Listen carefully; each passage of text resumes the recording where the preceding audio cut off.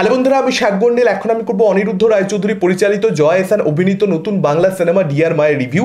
এই সিনেমাটার গল্প সম্পর্কে স্পয়লার না দিই, যদি একদম সংক্ষেপে বলতে হয়, জয় এহসানের ক্যারেক্টারটা এখানে একজন ওয়ার্কিং ওম্যান যার মেয়ে অ্যাকচুয়ালি মিসিং হয়ে যাচ্ছে, এবং খুব স্বাভাবিকভাবেই জয় এহসানের ক্যারেক্টারটা একজন মা হিসেবে পুলিশের কাছে একটা কমপ্লেন করতে যাচ্ছে, একটা এফআইআর দায়ের করতে যাচ্ছে। কিন্তু একটা ফ্যাক্ট সে পুলিশের কাছ থেকে লুকিয়ে যাচ্ছে যে জয় এহসানের ক্যারেক্টারটা অ্যাকচুয়ালি এই বাচ্চা মেয়েটার বায়োলজিক্যাল মাদার নয়, সে জাস্ট মানুষ করেছে, ডেফিনেটলি মা, কিন্তু বায়োলজিক্যাল মাদার কিন্তু নয়। এবার কি এমন ঘটনা ঘটেছে, কি হয়েছে এই বাচ্চা মেয়েটার সঙ্গে জয় এহসানের ক্যারেক্টারে, কি কনফ্লিক্ট যেটার জন্য বাচ্চা মেয়েটা একটা বড় পদক্ষেপ নিয়ে ফেলেছে, যাবতীয় জানতে গেলে আপনাদেরকে এই ছবিটা হলে গিয়ে দেখে নিতে হবে। এখন অনেক কথা অ্যাকচুয়ালি এই ছবিটাকে কেন্দ্র করে আমার বলবার রয়েছে। প্রথম কথা হচ্ছে এই যে ফ্যামিলি ড্রামা জনরা, শেষ এক দশক ধরে বাংলা সিনেমাতে এই জনরাটাকে এমনভাবে নষ্ট করা হয়েছে যে এই জনরাটার প্রতি আমাদের একটা ঘৃণা ধরে গেছে। ফ্যামিলি ড্রামা জনরার ছবি মানেই দূর বাবা আবার সেই এক জিনিস। কিন্তু 2025 সালে দুটো ছবি এরকম এসেছে, একটা হচ্ছে এই রাত তোমার আমার পরমব্রত পরিচালিত ছবি, এবং তার সঙ্গে সঙ্গে অনিরুদ্ধ রায়চৌধুরী পরিচালিত ডিয়ার মা, যে ছবিগুলো কিন্তু অ্যাকচুয়ালি এই ফ্যামিলি ড্রামা জনরার প্রতি আমাদের যে ভালোবাসা সেটাকে আবার জাগিয়ে তুললো।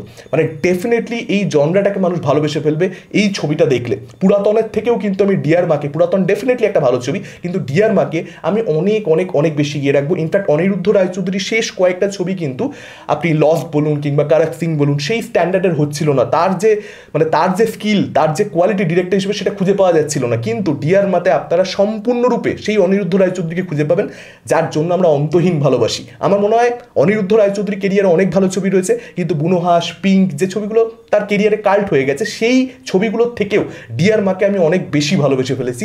অন্তহীনের পরবর্তীতে এটা আমার কাছে অ্যাজ অ্যান অডিয়েন্স তার বেস্ট ওয়ার্ক। ডিয়ার মা জাস্ট আপনাদেরকে দেখতেই হবে, এই ছবিটা আপনারা কোনোভাবে মিস করতে পারেন। জয় এহসান অভিনেত্রী হিসেবে যতটা স্কিলফুল, সেটা সম্পূর্ণরূপে অনিরুদ্ধ রায়চৌধুরী কারাক সিং ছবিতে যে ব্যবহার করতে পেরেছিলেন তা নয়, তো সেটা কোথাও একটা আক্ষেপ ছিল। কিন্তু অনিরুদ্ধ রায়চৌধুরী কিন্তু এই ছবিতে জয় এহসানকে একটা এমন ক্যারেক্টার দিয়েছেন যে চরিত্রে জয় এহসানের পারফরমেন্স দেখবার পর যারা জয় এহসানের কাজ দেখতে ভালোবাসে তাদের প্রত্যেকের কিন্তু মানে খুব স্যাটিসফাইং লাগতে চলেছে যে আচ্ছা, পরিচালক জয় এহসানকে এরকম একটা রোলে ভেবেছেন। এবং এই ছবিটা অলমোস্ট একটা পারফেক্ট ছবি হয়েছে, কোনো খারাপ দিক ছবিটার জন্য আমার নেই।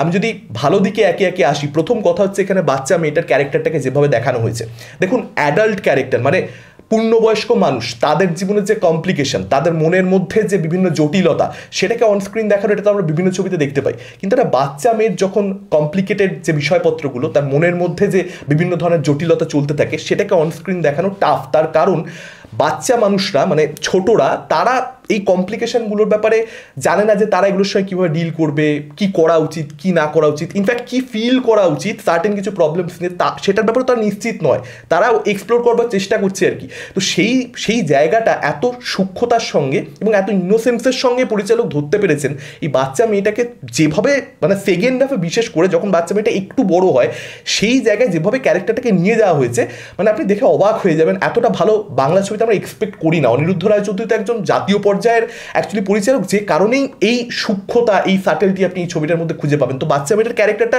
ব্রিলিয়েন্টলি রিটেন, এবং তার সঙ্গে সঙ্গে জয় এহসানের ক্যারেক্টারটা যদি আপনারা দেখেন, সেই ক্যারেক্টারটার একদম শুরুতে চন্দন রায়ের চ্যানেলের একটা মানে একটা হাওয়ায় হাওয়ায় বলে দেওয়া কথা আর কি, সংলাপটাতে আপনি খুব বেশি গুরুত্ব দেবেন না। কিন্তু যদি আপনি প্রথম থেকে যেন অনিরুদ্ধ রায়চৌধুরীর ছবি একটু মনোযোগী হয়ে দেখবো এইভাবে যদি দেখেন, ছবিটা যখন শেষ হবে, ওই হাওয়ায় হাওয়ায় বলা কথাটা, ওই সংলাপটার কথা আপনার সবার আগে মনে পড়বে যে খালি আমি আমি আমি আমি জয় এহসানের ক্যারেক্টারের ব্যাপারে এটা বলে চন্দন রায় সান্যালের ক্যারেক্টার একটা জায়গাতে একদম শুরুতে।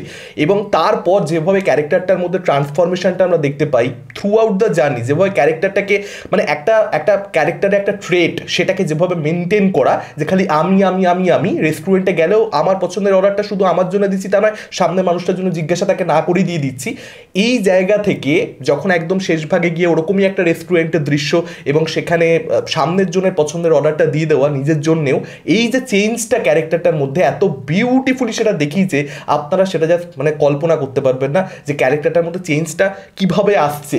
মানে অনেক সময় বলা হয় যে প্যারেন্টসের থেকে সন্তানেরা শেখে, অনেক ক্ষেত্রে কিন্তু এরকমও হতে পারে উল্টো জিনিসটা এখানে অ্যাকচুয়ালি দেখানো হয়েছে, যে সন্তানরা অনেক সময় এরকম কাজকর্ম করে যেটার জন্য কিন্তু প্যারেন্টসদের মধ্যেও একটা পজিটিভ চেঞ্জ আসতে পারে। এই ছবিটা যেটা অ্যাকচুয়ালি এক্সপ্লোর করতে চায় সেটা হচ্ছে মাতৃত্ব কি। দেখুন, প্রথম কথা হচ্ছে যে ওয়ার্কিং উম্যান যারা, তারা কি পারফেক্ট মাদার হতে পারবে না? এই প্রশ্নটাই অ্যাকচুয়ালি অডিয়েন্সের কাছে ডিরেক্টর এই ছবির মাধ্যমে রেখেছেন। কারণ পারফেক্ট মাদার হওয়ার অর্থ আসলে কি, খুব সহজ করে যদি বলতে হয়, সন্তানের যখন যখন আপনাকে প্রয়োজন তখন তখন আপনাকে হাজির হতে হবে, উপস্থিত থাকতে হবে তার জন্য, নো ম্যাটার হোয়াট আপনার সিচুয়েশনটা কি, সেটা বড় কথা নয়। প্রাইমারি ফোকাসটা আপনার জন্য আপনার কাছে আপনার সন্তান হবে।